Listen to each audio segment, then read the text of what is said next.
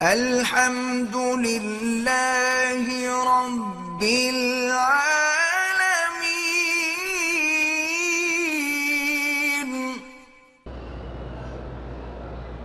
میں نے والدہ کو خواب میں دیکھا، انہوں نے ایسا لباس پہن رکھا ہے جیسا یہاں کبھی نہیں دیکھا، اور قرآن کی تلاوت کریں۔ سبحان اللہ، بڑا اعلیٰ خواب ہے۔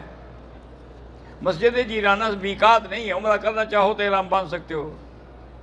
گروپ میں جو آئے ہیں لوگ اکٹھے، اگر وہ عمرہ کر لیں تو ایک دوسرے کے سر پہ اس طرح پھیر سکتے ہیں، پھیر سکتے ہیں۔ میں ایک لڑکی کو پسند کرتا ہوں اور وہ بھی مجھے پسند کرتی ہے، اس کی ماں راضی نہیں ہوتی، جب تک اس کے والدین راضی نہ ہوں کبھی نکاح نہ کرنا۔ ہمارے پاکستان میں یہ بڑا جھگڑا ہے کہ اشاعت التوحید والوں کے پیچھے نماز نہیں ہوتی، غلط باتیں ہیں، سب کے پیچھے نماز پڑھا کرو۔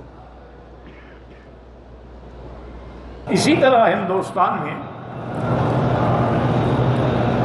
بعض روافض نے اور شیعہ نے شرارت کی کہ مسلمانوں کے ایک بزرگ ہیں جن کا بڑا مقام ہے اور عزت ہے اور عظمت ہے، اور لوگ ان کی بات کو مانتے ہیں، بیعت ہو رہے ہیں، لاکھوں کی تعداد میں ان کے مرید ہیں، تو ہم ان کی بزرگی کو ختم کرنے کے لیے ایک طریقہ اختیار کرتے ہیں۔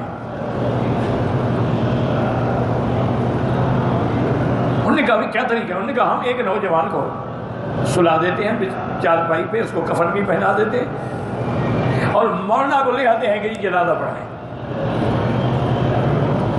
مولوی صاحب جب جنازہ پڑھائیں گے اور دوسری تکبیر میں پہنچیں گے تو مردہ اٹھ کے بیٹھ جائے گا، تو ہم سارے ہنس پڑیں گے، یار یہی تمہارا پیر ہے جس کو یہ بھی پتہ نہیں کہ مردہ ہے کہ زندہ ہے، سامنے رکھا ہوا ہے۔ تو آپ کی پیری جو ہے نا، بزرگی جو ہے وہی ختم ہو جائے گا۔ تو مقصد میرے کہنے کا یہ ہے کہ دشمن ہر رنگ کا اناد اختیار کرتا ہے۔ مولانا تشریف لے آئے، ان کا حضرت جنازہ تیار ہے۔ انہوں نے کہا بھائی پہلی بات تو یہ ہے کہ تم لوگ شیعہ ہو، میں اہل سنت والجماعت سے۔ انہوں نے کہا جی نہیں یہ بندہ جو تھا نا یہ سنی تھا، اسی لیے تو ہم نے آپ کو بلایا ہے، ورنہ تو ہمارا مولوی جنازہ پڑھا دیتا۔ انہوں نے کہا اچھا ٹھیک ہے، صفحہ ٹھیک ہو گئی، مولوی صاحب سمجھ گئے۔ تو آتا ہے ان کے ایک شاگرد کہتے ہیں کہ حضرت نے اپنی داڑھی مبارک کو پکڑی اور کہا کہ یا اللہ اب اس کو رسوا نہ کر، عزت دی ہے تو اب ذلیل نہ کر۔ تکبیر شروع کی، اب دوسری تکبیر میں وہ پیچھے کھنکھا رہے ہیں، وہ تو اٹھتا ہی نہیں۔ جب آپ نے جنازہ پورا پڑھ لیا فرمایا لے جاؤ، اب یہ قیامت میں اٹھے گا انشاءاللہ۔ تو انہوں نے دیکھا وہ تو واقعی مر گیا، اب لوگ تو اور لاکھوں مرید ہو گئے۔ تو بہرحال جن کے دل میں اناد ہو نا جی، وہ ایسی حرکتیں کرتے ہیں، ایسے الزام لگاتے ہیں۔ اگر عصر کی نماز چھٹ جائے تو حنفی مسلک میں عصر کا وقت ہوتا ہے 5:20 پر، تو آپ اسی وقت میں پڑھ لیں، کوئی بات نہیں۔ جماعت ملے تو ان کے ساتھ پڑھ لیں، پھر ان کے وقت کو مقدم سمجھیں۔ جماعت نہ ملے تو پھر اپنے مذہب کے وقت کے مطابق پڑھیں۔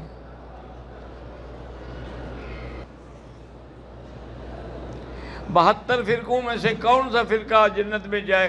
الا ما انا علیہ واصحابی، حضور نے فرمایا جو میرے اور میرے صحابہ کے تابع ہیں وہ جنت میں جائیں گے۔ قرآن کریم 2 مرتبہ کیوں جمع کیا گیا؟ ایک دفعہ اس میں کسی لغت کی پابندی نہیں تھی، جب حضرت عثمان نے جمع کیا تو روایت حفظ پر آپ نے ایک لغت رکھ لی تاکہ اختلاف پیدا نہ ہو۔